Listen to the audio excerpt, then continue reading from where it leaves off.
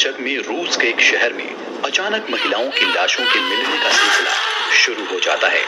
गौर करने वाली बात ये थी कि सभी महिलाओं को एक ही पैटर्न से मारा जाता, यानी उन्हें हथौड़े, कुल्हाड़ी और चाकू से तड़पा तड़पा कर मारा गया था। यह कातिल इतना शातिर था कि पुलिस से 2 कदम आगे चलता था। जब इन हत्याओं की खबर दुनिया भर में आग की तरह फैली तो लोग दहशत में पड़ गए और इस कातिल को नाम मिला वेयरवॉल्फ के खूनी दरिंदे की कहानी, जिसे पकड़ने में पुलिस वालों को सालों लग गए। इस सीरियल किलर को उसके अपराध के लिए पुलिस ने उसका नाम वेयरवॉल्फ रखा। तो सुनिए रूस के इस सीरियल किलर की जुर्म की दास्तान। इस कहानी की शुरुआत होती है रूस के एक शहर इरकुत्स्क से, जहां साल 1995 में एक महिला की लाश बरामद होती है। लाश पर कुल्हाड़ी, हथौड़ा और धारदार चाकू के कई निशान होते हैं। लाश को देखकर इस बात का अंदाजा हो जाता है कि इसे बड़ी बेरहमी और प्लानिंग के साथ मारा गया है। फिर कुछ दिनों के बाद पुलिस को एक और लाश रूस के दूसरे शहर व्लादिवोस्तोक में मिलती है। इस लाश की हालत वैसी ही थी जैसे पहले एक लाश मिल चुकी थी, मतलब कत्ल करने का तरीका एक जैसा था। वैसे ही चोट के निशान देखकर पुलिस को इस बात का अंदाजा हो जाता है कि दोनों का हत्यारा एक ही है।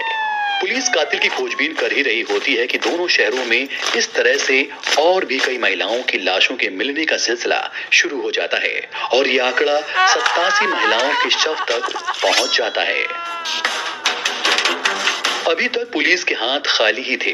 उनकी तमाम कोशिशों को ये शातिर धता बताकर वारदात को लगातार अंजाम दे रहा था। वो इतना चालाक था कि हत्या के बाद शवों को सड़क किनारे जंगलों में फेंक देता था और कोई सबूत नहीं छोड़ता था। 1997 तक रूस में ऐसी खबरें सुर्खियां बनने लगी। लिहाजा अब पुलिस के पास भी इस सीरियल किलर को पकड़ने का दबाव बढ़ता जा रहा था। पुलिस को यह समझ में नहीं आ रहा था कि कोई कातिल भला इतना शातिर कैसे हो सकता है कि मौकाए वारदात पर अपने जुर्म का कोई सबूत न छोड़े। तभी 2012 में पुलिस को एक महिला का शव मिलने की जानकारी मिलती है। पुलिस वहां पहुंचकर तहकीकात शुरू करती है। जांच के दौरान उसे महिला के शव के पास एक गाड़ी के टायर के निशान मिलते हैं। पुलिस उसे आधार बनाकर जांच करती है तो उसके होश फाख्ता हो जाते हैं। ये लाडा 4x4 गाड़ी के निशान थे जो सिर्फ पुलिस वालों के पास होती है। पुलिस ये बात समझ चुकी थी कि कातिल पुलिस डिपार्टमेंट से ताल्लुक रखता है। इसके बाद इरकुत्स्क पुलिस विभाग के 3500 पुलिस वालों का डीएनए टेस्ट करवाया जाता है और तब अधिकारियों को ये पता चलता है कि कातिल तो उनके साथ ही हर समय रहता था और महिलाओं के कत्ल से जुड़ी तहकीकात में शामिल था। इसके बाद पुलिस हरकत में आती है और अपने ही एक कर्मचारी मिखाइल पोपकोव को हिरासत में लेती है। मिखाइल का ही डीएनए घटना स्थल पर मिले डीएनए से मैच होता है। पुलिस उसे हिरासत में लेकर कड़ाई से पूछताछ करती है। उसके पास कोई चारा नहीं बचता और एक एक कर खुद ही अपने गुनाहों के सारे राज खोल देता है। वो बताता है कि पहली बार उसने साल 1995 में ऐसी वारदात को अंजाम दिया था, जब एक महिला को उसने कार्ल मार्क्स स्ट्रीट से उठाया और बाद में उसकी हत्या कर दी। दरअसल वो उस महिला से यौन संबंध बनाना चाहता था, लेकिन महिला इससे इनकार कर देती है।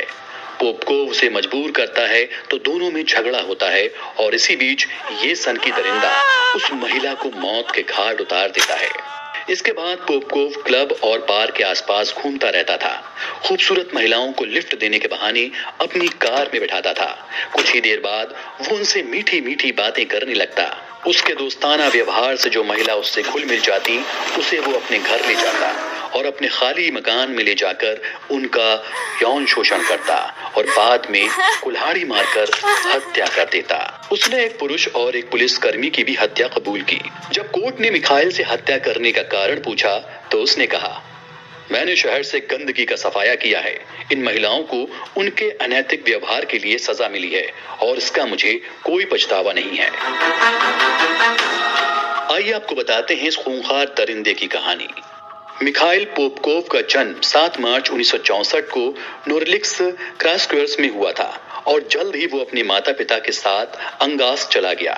इसकी परवरिश और निजी जीवन के बारे में काफी कम जानकारियां हैं, लेकिन इसकी शादी एलेना पोपकोवा से हुई थी और इसकी एक बेटी भी थी।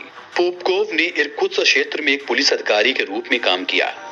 इससे पहले वो एक निजी फर्म में सुरक्षा गार्ड के रूप में भी काम करता था। साल 2015 में पोपकोव को 22 महिलाओं की हत्या का दोषी ठहराया गया था। इसके बाद उसने 59 और हत्याओं को कबूल किया, जिसमें एक पुलिसकर्मी की हत्या भी शामिल है। हालांकि पुलिस को इन हत्याओं में से 3 हत्याओं के सबूत नहीं मिल पाए। पोपकोव हत्या करने के लिए कुल्हाड़ियों, हथौड़ों, चाकू, पेचकस और कुदाल का इस्तेमाल करता था। फिलहाल मिखाइल की जिंदगी अब काल कोठरी के पीछे बीत रही है।